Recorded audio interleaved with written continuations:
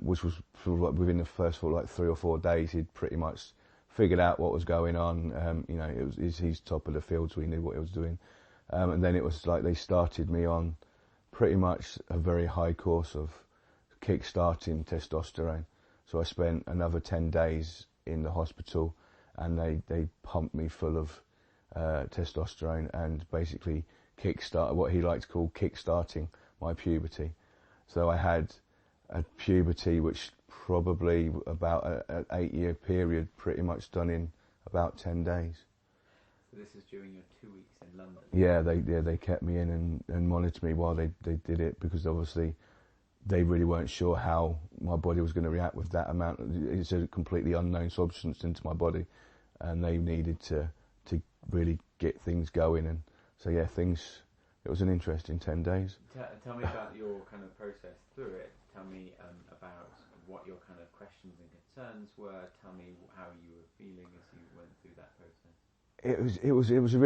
It was nice to know that I had a name, and it was good that I was going to start the treatment. And he was quite sure that things were going to get working and everything was going to start to develop. But you're still really, even though they tell you, oh, this is what you've got and this is going to how to fix it, you still sort of like feel a little bit in the limbo, and then they start all these injections, and these injections just make you feel, you know, you imagine most people have a 9-10 year puberty, and I had a 10-day puberty.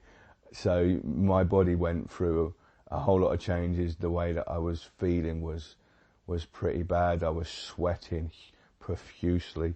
I was aching. I was headachy. It was all very much so much all in one go, and everything was happening, and they were sending me off here and there for this test, that test, and it was all quite an intense experience. But by the time I got out, I was feeling a lot calmer, and things had already started happening. Things had already started making changes, even like down to hair growth. In a 10-day period, all of a sudden, hair started sprouting, and you're like, oh, so this, okay, this is interesting.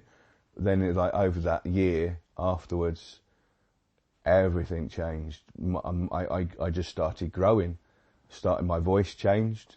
You know, from going into hospital, and then 2 weeks later, my voice all of a sudden was a completely different, and everyone's like, who's this person talking? Because my voice had, you know, everything about me had started changing, and all of a sudden everyone's seeing, and I'm seeing this completely different person growing. So it was almost like a sort of coming out of an eggshell and starting.